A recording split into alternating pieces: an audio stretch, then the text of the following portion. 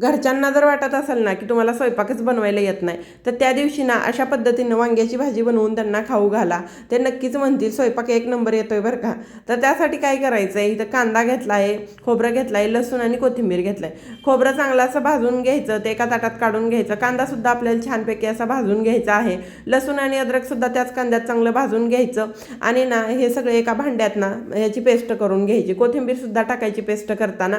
आता वांगी ना चांगली अशी कट करून घ्यायची, पाण्यात ठेवून द्यायची. आता कढईत तेल टाकलं, जिरी मोहरी टाकली आणि ना केलेली पेस्ट ह्याच्यात टाकून घ्यायची आहे. चांगला असं मिक्स झाल्यानंतर त्याच्यात हळद टाकली, घरगुती मसाला टाकला आणि थोडासा गरम मसाला टाकून घेतला आणि तेल सुटलं की त्यात वांगी टाकून घ्यायची. असं चांगलं असं मिक्स करून घ्यायचं आणि आपल्याला ह्याच्यात ना गरम पाणी वापरायचं आहे. गरम पाणी टाकल्यानंतर वांगी डांडरत नाहीत आणि लवकर शिजली जातात. कोथिंबीर टाकली, मीठ टाकून घेतलं आणि ना उकळी आल्यानंतर थोडंसं असं झाकण ठेवून द्यायचं, म्हणजे वांगी एकदम छान अशी शिजली जातात.